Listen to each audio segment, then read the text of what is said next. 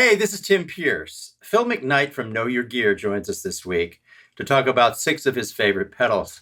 And I did not know this in advance, but the first 2, the top 2, are also pedals that I own and use. Now, when multiple musicians, guitar players, agree on the virtues of a pedal, that's a very good sign. And a lot of us agree that this is a great tool. Not only is it a great tool, but it's really inexpensive and easy to get. Phil's number 2 choice is also a real problem solver for me. It's the EVH 5150 Overdrive.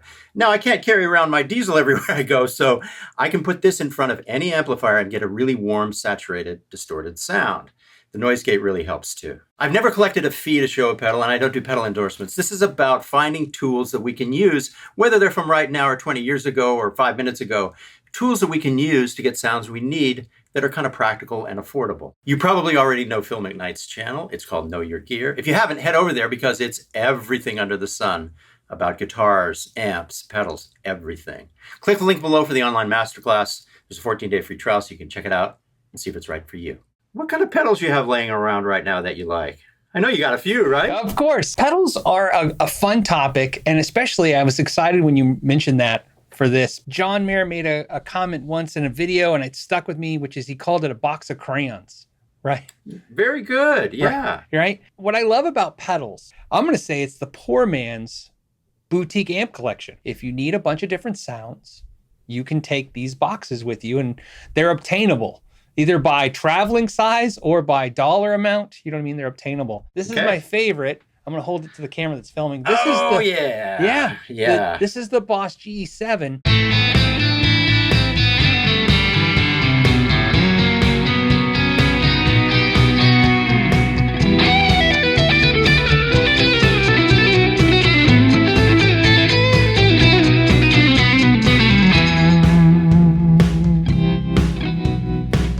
And I don't really necessarily care if it's the Boss. You can do the MXR. You know what I mean? Yeah. But I found this is a thing that I've learned with EQ pedals. They will fix problems, especially in a live situation. But in pretty much any situation, they can fix a problem. You know what I mean? If you're having an issue with the amp's too much bass or too much treble, or you're having an issue with a guitar, you know what I mean? If you want it just for a kill switch. And this one I like just because when you run all the sliders in the center detent position, you're essentially flat, right? Right. And you're not boosting or cutting signal, which is nice. So this is your guitar. So really what's supposed to happen is that when you turn it on and off, you're not supposed to hear anything, which is nice. But a little trick I've learned about this, and I share with you, and you may not know this one. If you do, let me know. This is actually what you can take to a gig if you need a bunch of guitars, but you can't take them. Here's why. Okay. Here's a cool little thing. If you take a guitar with a single coil pickup, you can take the level on this and boost it just about 2 clicks, and then boost the mids in the center 2 clicks, and it'll make it sound like a P90. Awesome. And so if you need a P90 sound, there you go. And the same thing goes if you need to take a humbucker and make it sound like a single coil. Same thing. You would just reduce below center a little bit of the volume because it will, starve the amp of that push, and then boost the highs. And you can actually do this if you just compare the pickups to the sound. You can actually mimic different pickups. And now this is an old trick, but what's great about this is a bunch of companies now are selling pickup simulator pedals. And all they are is presets of EQ. Tom Bukovac, he's used that pedal for a long time, and he has a video on his channel now where he takes a Fender Jaguar and he says, look, this is a little thin. So for recording, I take my little Boss pedal and I just goose the mids up. And I actually have used that pedal as a great boost. The one thing I love about the pedals that I have in front of my amp, all they do is kind of slam the front end of the amp. I want that natural... I want the amp to just wake up, basically. I don't want to hear a lot of distortion necessarily. I want it to wake up. And that pedal is great for that. Now, Phil and I touch on something in the next segment that is very important. You don't want to go to extremes when you use pedals. It's often the little bump and the little push that gets the best sound. Always resist the temptation to take something too far, because the spot you want is usually a little bump. Also, you can go to XTS and get this one. It's modified. Tom Bukovac asked Greg Walton to make a version of this that was more in the guitar range. So this starts at 400, tops out at 3.2K, and it's a version of this that just does the guitar frequencies. So these are both great. But if you really want to get tweaky, head over to XTS and have this modification done. Now in this video, I'm doing 2 guitar performances where I stomp on it with my hand. These guitars actually asked for a different curve. The Gretsch wanted a mid-range bump, something like that, and a little boost. And then the Strat wanted more of a bass bump in addition. So every guitar will ask for a different curve here. And that's actually part of the fun of it.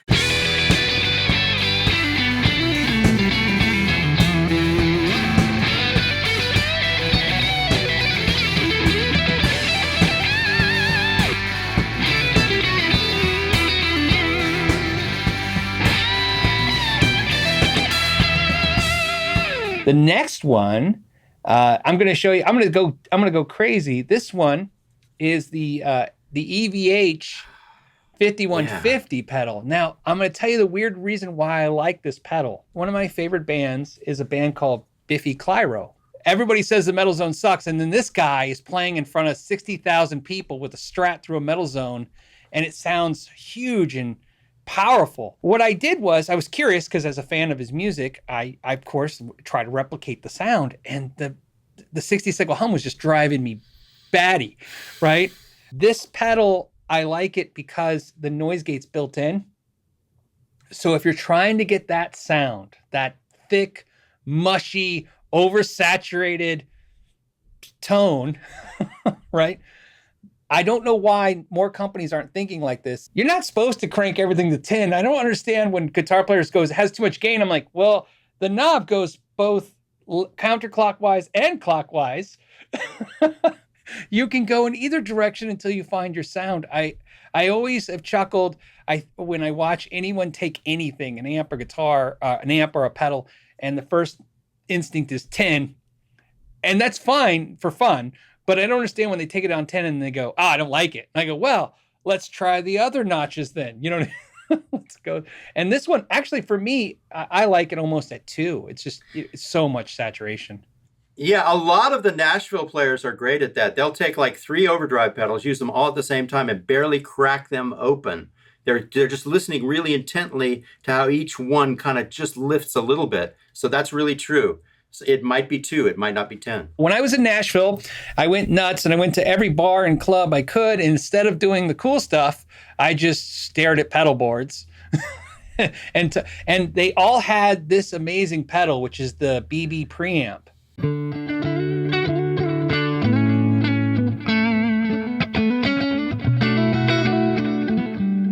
Which is a nice sound, but I like to have a little bit of dirt in there, especially on that neck pickup. So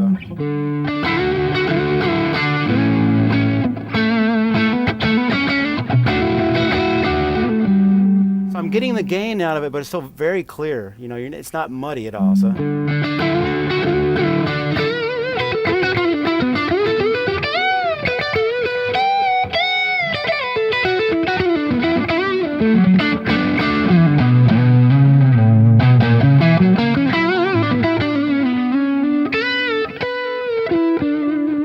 What's great about this one is exactly what you said. Everyone was using this as a staging. You know what I mean? They were pushing it into another pedal or after another pedal. And this one was light overdrive, just sounded great. I was really impressed. And this one's one of those ones you can pick up pretty reasonable too, which is nice. And I'm a different philosophy than most. You know, everybody's usually looking for the rare, mystical unicorn pedal. To me, if I see everybody with the same pedal, that's my first instinct that it's probably doing something right. On that note, I'm going to show you one that's a little harder to get. No, you don't see very often. This one's one of my favorite. This is the Love Pedal OD11. You ever seen this one? Okay. I don't even know that one. That's so cool. Yeah. I missed it. This one, what I like about this one is I hold it to the camera that way. What I like about this one is this is a Zen Drive type clone pedal. Okay.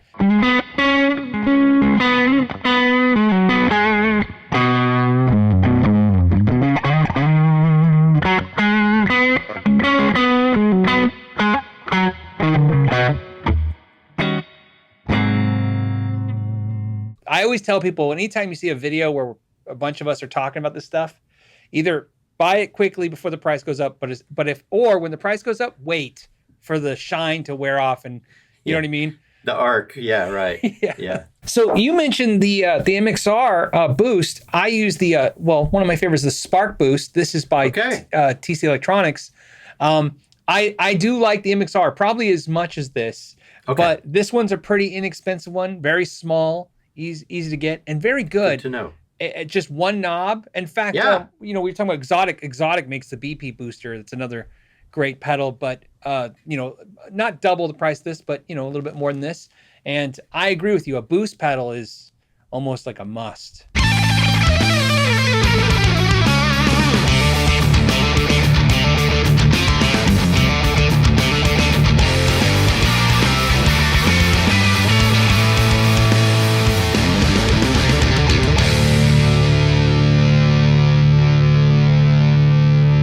I thought I'd show you my favorite pedal.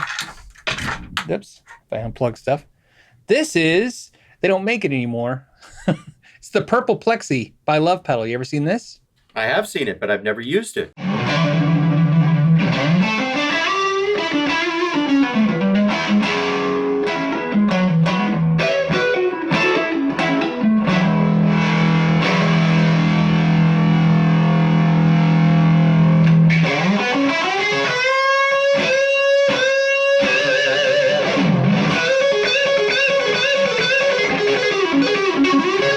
I always find it interesting when these creators of these pedals sit there, instead of saying, okay, I'm going to make you a pedal that sounds like this amp or this unit, they are trying to capture what actually we're trying to get in the first place, which is just a little bit of a taste of that musician's sound so that we can be inspired. It's not about whether something does or doesn't. It's just about assigning mentally a percentage of importance, right? So to me, how important is it to a guitar player? How is it important that you practice and learn? My favorite thing that they say to me on my channel is they'll say, well, the audience can't hear your tube amp. They can't hear your boutique gear. And I always remind everybody, well, I can't taste what knife a chef cut the meal with. So what does it matter if it's a $600 knife or a $6 knife? But it mattered to him. And it maybe inspired him to create the meal that I ate. Yeah. The gear is not for an audience. It's for us. It's for us to enjoy. And when somebody says, oh, I can play anywhere with a $10 guitar and a $20 pedal or whatever, and I go, absolutely, good for you.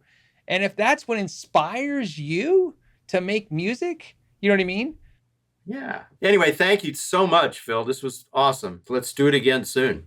Oh, no, thank you. I feel lucky I got you. I know you're busy. I appreciate you having me on the channel. Thank you for coming on my channel as well. All right, man. Thanks for watching. If you haven't subscribed yet, please hit the subscribe button and ring the bell. If you are a subscriber, please ring the bell. It lets us let you know every time a new video is released. You can also support us by clicking the link below for the online masterclass. As I always say, we're up to over 100 hours of lessons and content, over 1,000 videos, and we add more every month. There's a 14-day free trial. Take your time, take a long look. We'd love to have you join us.